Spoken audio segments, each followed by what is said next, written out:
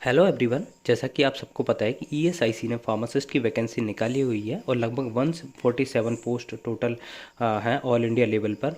But ये state wise very हैं, कहीं पे ज़्यादा है कहीं पे कम है। तो इसके फॉर्म फिलअप भी स्टार्ट हो चुके हैं। तो कमेंट करके बताइए कि आपने कहाँ से फॉर्म भरा हुआ है, क्योंकि बहुत से लोगों को प्रॉब्लम हुई है कि उनने राजस्थान से फॉर्म भर दिया है, बट राजस्थान में ओबीसी जैसे कैटेगरी वाइज पोस्ट है ही नहीं है। बट अदर स्टेट में जैसे बहुत सारी वैकेंसी है। जैसे कि हम बात करें कि दिल्ली में, तो दिल्ली में बहुत लगभग 90-95 करीब वैकेंसी है। तो वहाँ पर एक अच्छा खासा स्कोप है, बट वहाँ पर कंपटीशन भी रहने वाला है।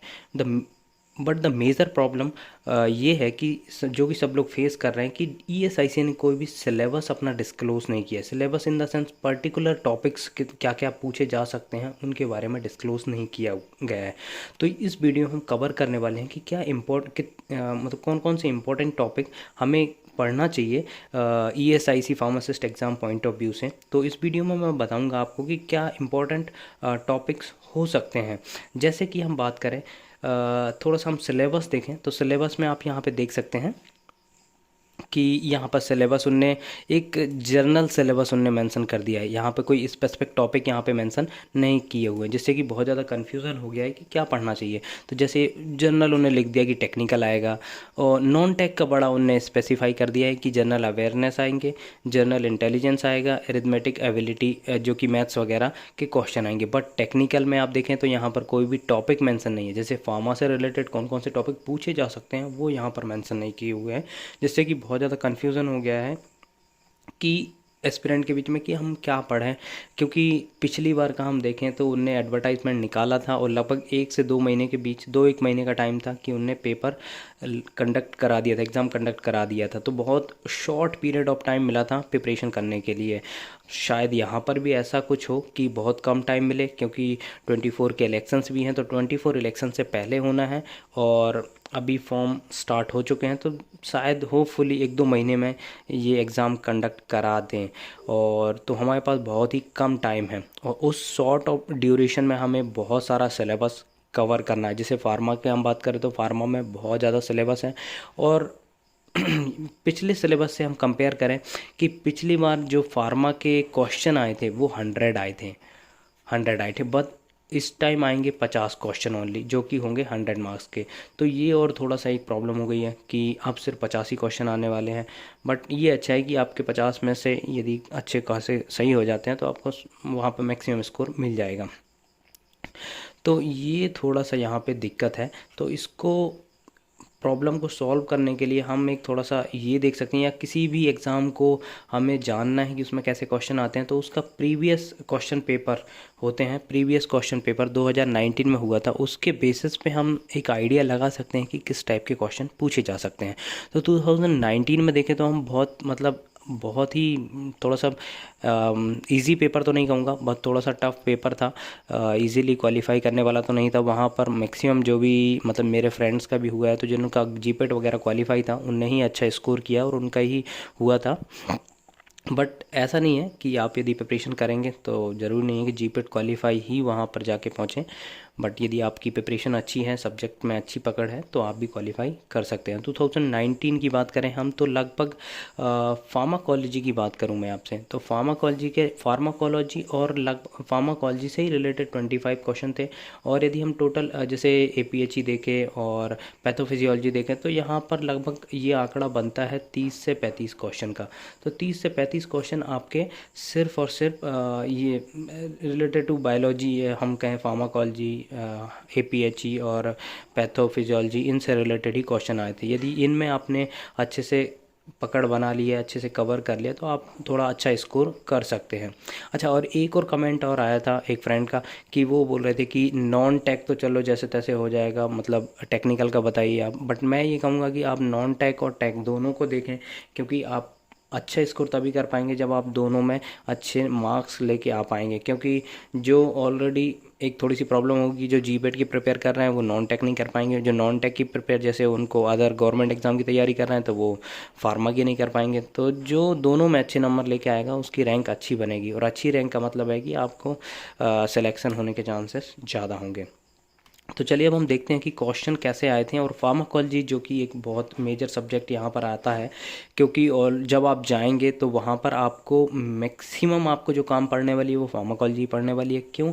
क्योंकि जैसे आपसे कोई पूछेगा कि मतलब डिसीज़ के लिए कौन सी मेडिसिन देना है, या कोई मेडिसिन है उसका क्या यूज़ होता है, और क्या उसकी एडीएमई हो सकती है, कितना डोज होगा, तो वो सब रिलेटेड फार्माकोलॉजी होता है। तो फार्माकोलॉजी का बहुत मैक्सिमम आपको बेनिफिट मिलने वाला है आगे चल के जॉब में भी। तो आपको फार्माकोलॉजी कैसे पढ़नी है, तो उसके लिए मैं यहाँ पर पॉइंट्स कवर किए हुए हैं, आप देख सकते हैं। सबसे पहले आपको जो 2-3 पेज का, जैसे हम फार्माकोलॉजी के लिए बुक्स में आप बता दूं कि आप कौन कौन सी बुक्स प्रेफर कर सकते हैं। तो केडीटी एक बेस्ट बुक है। केडीटी का एक क्लासिफिकेशन भी आता है छोटा, जिसमें कि सिर्फ क्लासिफिकेशन दिया हुआ है, तो वो आप ले लें, या आपके पास है तो बहुत अच्छा है। उसमें से एटलीस्ट आप क्लासिफिकेशन की जो भी ड्रग हैं और जो उनकी इंडिकेशन है वो तो याद कर ही लें। वहाँ से मैक्सिमम क्वेश्चन आते हैं। मैं आपको बताऊंगा कि आगे किस टाइप के क्वेश्चन आते हैं। जैसे सबसे पहले मैं केडीटी की बात करूँ तो केडीटी में थोड़ा सा आप इंट्रोडक्शन पार्ट दिया हुआ है।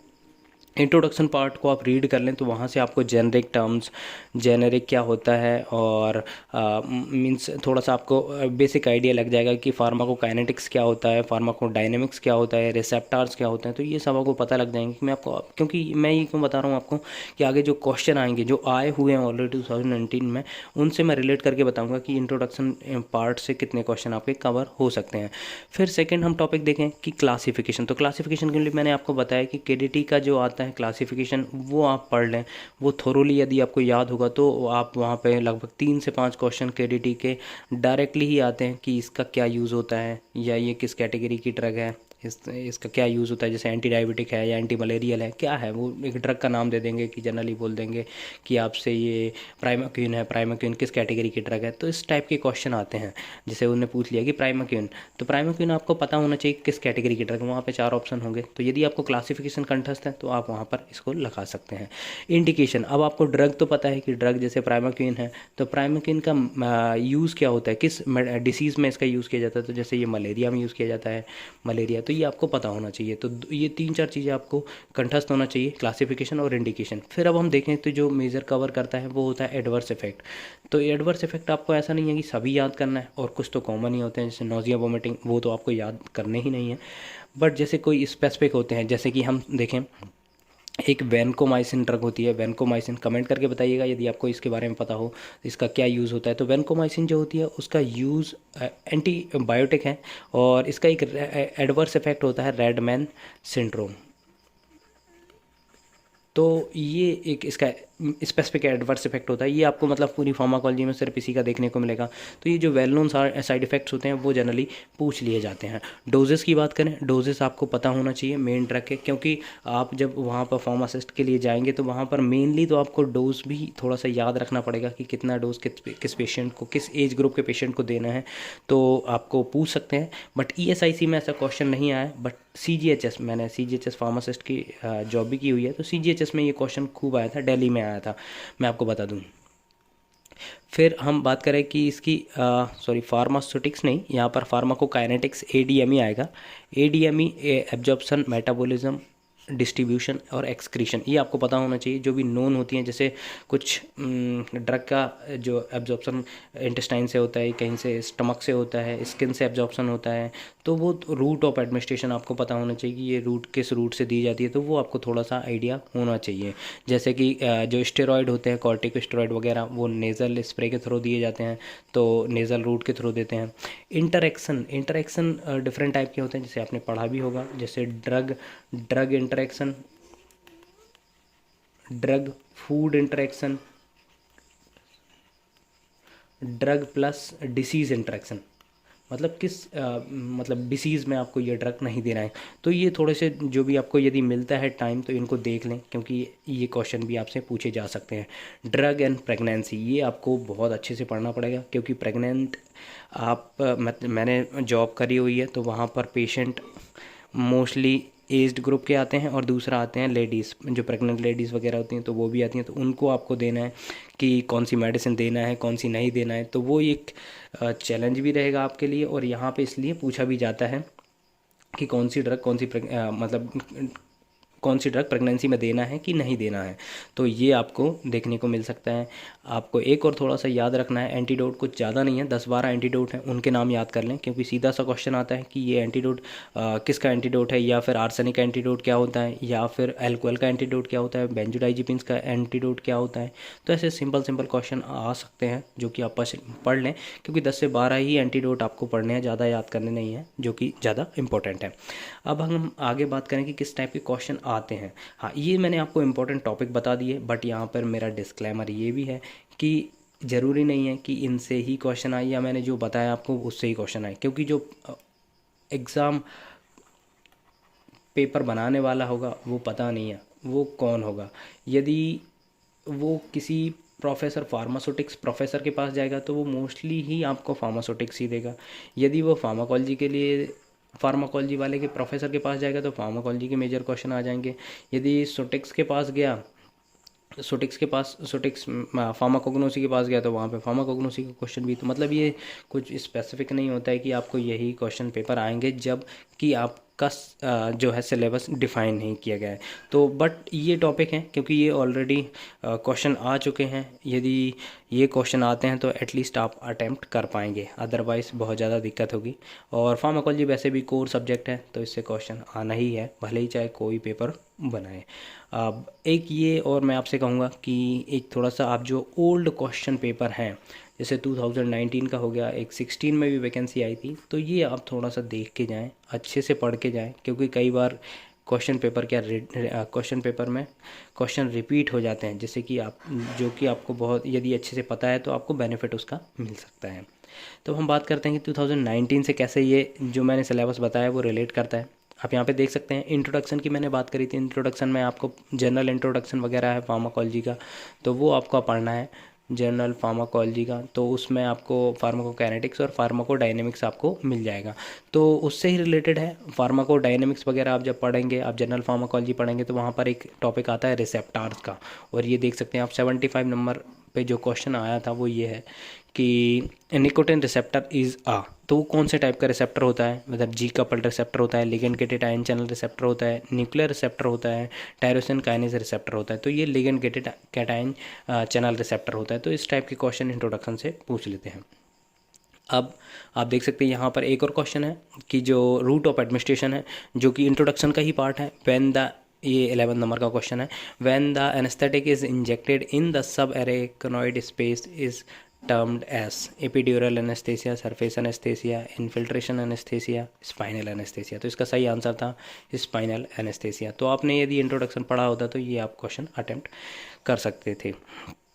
अब बात करें कि क्लासिफिकेशन से कैसे क्वेश्चन आते हैं, तो ये देख सकते हैं हम, which of the following is a anti thyroid drug. यदि आपको एंटी थायराइड ड्रग का क्लासिफिकेशन याद है तो आप यहाँ पे टिक कर सकते हैं, जैसे मेथिमाजोल, लीवोथायरोक्सिन, टोलाजेमाइड, क्लोरप्रोपामाइड। तो इनमें से मेथिमाजोल एंटी थायराइड ड्रग है। तो ये सिंपल क्लासिफिकेशन से आते हैं, बहुत ही सिंपल आता है, ऐसा नहीं है कि आपको बहुत ज़्यादा हार्ड पूछा जाएगा। और ये एंटी थायराइड और थायराइड से रिलेटेड कॉमन प्रॉब्लम होती है, जैसे मैं फार्मासिस्ट था तो वहाँ पर मोस्टली पेशेंट को थायराइड की प्रॉब्लम होती ही थी। तो थायराइड का पेशेंट आपको बहुत देखने को भी मिलेंगे जब आप फार्मासिस्ट बन जाएंगे। तो ऐसे आपको क्लासिफिकेशन से क्वेश्चन आने वाले हैं। एक ये भी क्वेश्चन है, देखिए, which of the following is a quinoline containing urinary track anti infective agent. तो यूटीआई का बहुत अच्छा उसमें बताया गया है केडीटी में, तो वहाँ से आप देख सकते हैं। और पूरा एज इट इज़ क्लासिफिकेशन से ये क्वेश्चन आ गया है। नैलिडिक्सिक एसिड, सिनोक्सेसिन, इनॉक्सेसिन, सिप्रोफ्लॉक्सासिन। तो यूटीआई में सिप्रोफ्लॉक्सासिन यूज़ की जाती है। तो ऐसे सिंपल क्वेश्चन आते हैं। अब हम देखें, एक ये भी है macrolide antibiotics, which of the following is a macrolide antibiotics. तो इसका सही आंसर है एरिथ्रोमाइसिन। तो ऐसे सिंपल सिंपल सी क्वेश्चन आते हैं। और यदि आपको क्लासिफिकेशन कंठस्थ है, वही मैं आपसे फिर कहूँगा कि यदि आपको क्लासिफिकेशन कंठस्थ है तो आप इजीली क्वेश्चन फार्माकोलॉजी के सॉल्व कर सकते हैं। ये देख सकते हैं H2 रिसेप्टर। अब H2 रिसेप्टर यहाँ पे दिया हुआ है, H2 receptor antagonist. Which of the following is an H2 receptor antagonist? Cyclizine, cimetidine, प्रोफाइक्सिन और लोपिरामाइड। तो ये यहाँ पर है, तो इनमें से बताइए कि H2 रिसेप्टर एंटागोनिस्ट कौन सा है। तो वो सिमेटिडिन है, बट सिमेटिडीन यहाँ पर H2 एंटागोनिस्ट है। तो जल्दी से कमेंट करके यहाँ पे बताइए कि H2 रिसेप्टर एंटागोनिस्ट का यूज़ क्या होता है और सिमेटिडीन का यूज़ क्या होता है। सिमेटिडीन यदि आपको पता है तो इसके क्लासिफिकेशन की ड्रग के नाम भी बताइएगा, कमेंट करिएगा। अब देखिए हम मैकेनिज्म ऑफ एक्शन से कैसे क्वेश्चन आते हैं। तो देखिए captopril is an ACE inhibitor, Mao inhibitor, HMG कोए रिडक्टेज इनिबिटर, अल्फा ग्लूकोक्सीडेज इनिबिटर। तो ये इसका सही आंसर है ACE इनिबिटर, कैप्टोप्रिल। प्रिल जितने भी हैं कैप्टोप्रिल, जो भी प्रिल वाले आपको कहीं भी मिलेंगे तो वो आपको ACE इनिबिटर होते हैं। लिसिनोप्रिल हो गया, कैप्टोप्रिल हो गया, तो ऐसे जो भी प्रिल वाले होंगे वो उनको ACE इनिबिटर होते हैं, एंजियोटेंसिन कन्वर्टिंग एंजाइम इनिबिटर। आप कमेंट करके बताइएगा कैप्टोप्रिल का इंडिकेशन क्या होता है, ये किस लिए यूज़ की जाती है। तो कमेंट करके बताइए, ये बहुत ही ज़्यादा यूज़ की जाती है और मोस्टली सबने पढ़ी होती है, प्रोटोटाइप टाइप की ये ड्रग है। हम बात करें ADME से रिलेटेड, तो मैंने आपको बताया था ADME से भी क्वेश्चन आ जाते हैं कि उसका कौन सा रूट ऑफ एडमिनिस्ट्रेशन है या फिर ड्रग इंटरेक्शन वगैरह टाइप का होता है, तो किसके प्रेजेंस में इसकी अच्छी एब्जॉर्प्शन होगी, नहीं होगी। In the presence of food absorption of drug such as ampicillin, अब जो है प्रेजेंस में क्या होगा, इसका इंक्रीज़ होगा कि first reduce and then increase, first increase then reduce और रिड्यूस, तो इसका सही आंसर है रिड्यूस। तो ऐसे क्वेश्चन ADME से आ जाते हैं बट बहुत कम होते हैं। यदि आपने क्लासिफिकेशन पढ़ा हुआ है तो आप मैक्सिमम क्वेश्चन वहाँ पे अटैम्प्ट कर पाएंगे। अब जैसे प्रेगनेंसी से रिलेटेड मैंने आपको बोला था, the capacity of a drug to cause fetal abnormalities is termed as teratogenicity, mutagenicity, pathogenicity, carcinogenicity. तो बहुत ही सिंपल है टेरेटोजेनेसिटी। तो ऐसे प्रेगनेंसी से रिलेटेड भी क्वेश्चन आते हैं। अब टेरेटोजेनेसिटी की एक वेल नोन एग्जांपल है, वो आप कमेंट करके बताइए कौन सा इसका टेरेटोजेनेसिटी का एग्जाम्पल है, कौन सी ड्रग टेरेटोजेनेसिटी कॉज करती है, जो कि बहुत ज़्यादा एक थोड़ा सा इंडिकेशन मैं आपको दे दूँ, प्रेगनेंसी में ये यूज़ की जाती थी पहले, फिर बैन कर दी गई क्योंकि इसका एक बहुत सीरियस साइड इफ़ेक्ट था, फोकोमेलिया। तो ये आप बताना कि ये किसका एडवर्स इफेक्ट है, तो ये आपका एडवर्स इफेक्ट भी कवर हो जाएगा। तो ये यहाँ पर मैंने जो भी सिलेबस था उसमें जो भी फार्माकोलॉजी के क्वेश्चन थे वो यहाँ पर कवर कर दिए। आई होप गाइस ये वीडियो आपको अच्छा लगा हो तो प्लीज़ चैनल को सब्सक्राइब करिए, वीडियो को लाइक करिए, कमेंट करिए और बताइए कि अब हम आगे आपको कौन कौन से टॉपिक पे वीडियो चाहिए, तो उसके अकॉर्डिंग हम फिर वीडियो लेकर आएंगे। Thank you.